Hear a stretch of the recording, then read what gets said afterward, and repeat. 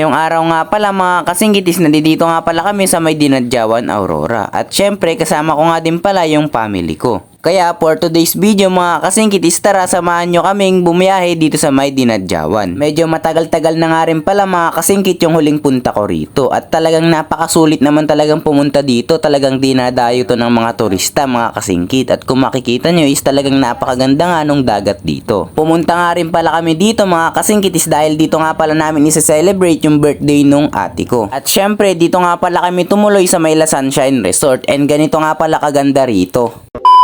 So, what's up mga kasingkit? For today's video nga pala mga kasingkitis, pupunta nga pala tayo sa may Dinadjawan, Aurora. At nagsimula na nga pala kaming bumiyahe mula Santiago hanggang Dinadjawan, Aurora. At kung mapapansin nyo mga kasingkitis, gamit nga pala natin ngayon is yung 4 wheels and si Kuya May nga pala yung driver. Medyo tinanghali na nga din pala kami lumabas mga kasingkit dahil medyo malapit lang din naman yung Dinadjawan, Aurora. And ito nga pala yung ate ko at yung mama ko. And si Papa naman yung nasa harap and si Kuya May yung nagda-drive. And nandito na nga pala kami banda sa may mga paahon-ahon dito sa may Quirino. And talaga naman maraming ahon dito mga kasingkit noon pa man no nagbabike pa tayo. Hindi nga din pala nagtagal mga kasingkitis na daanan na nga pala namin tong napakalaking baka dito sa may Quirino. Mga lang pala kaming pumunta ng Dinadjawan dito mga kasingkit. Si mama ko, si papa, si ate at saka si Kuya May yung boyfriend ng ate ko. At syempre ako pang 5. At kung mapapansin nyo mga kasingkitis, medyo maingay nga kami dahil puros kwentuhan nga lang pala yung ginawa namin sa may biyahe na to.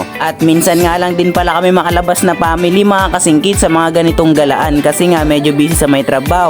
Sabi naman namin kila mama at papa paminsan-minsan dapat gumagala rin kami. Hindi naman pwede yung puros trabaho lang, 'di ba? Dapat nag-e-enjoy din tayo mga kasingkit. Medyo malapit na nga rin pala kami dito mga kasingkit. Naaalala ko nga pala yung daan na yan, yung pakaliwa na yan is papunta nga pala yan sa may San Pedro. Diyan nga pala kami dumaan nung nagbike kami dito papunta sa may Dinadjawan. And kung gusto nyo nga palang mapanood yung vlog ko na yun mga kasingkit, in-upload ko nga pala yun sa may YouTube channel ko. And ito nga pala yung YouTube channel ko mga kasingkit, kaya kung ako sa inyo mga kasingkitis, panoodin nyo na. At ilang minuto nga lang pala na biyahe mga kasingkitis, natatanaw na nga pala namin yung dagat. Ayan, kung makikita nyo yung kulay blue na yan, is yan nga pala yung dagat. O diba, napakabilis lang nung biyahe namin. Nasa 2 hours lang yata yung biyahe namin dito mga kasingkit. So dito mga kasingkitis, puros pababa na nga pala to or palusong. Dahil ito na nga pala yung last na lusong dito mga kasingkitin, makakarating na nga pala kayo sa may Dinadjawan. So kung makikita nyo dito mga kasingkitis, talagang napakatarik nga nito. And kung hindi nyo pa napanood yung pag-ahon namin dito,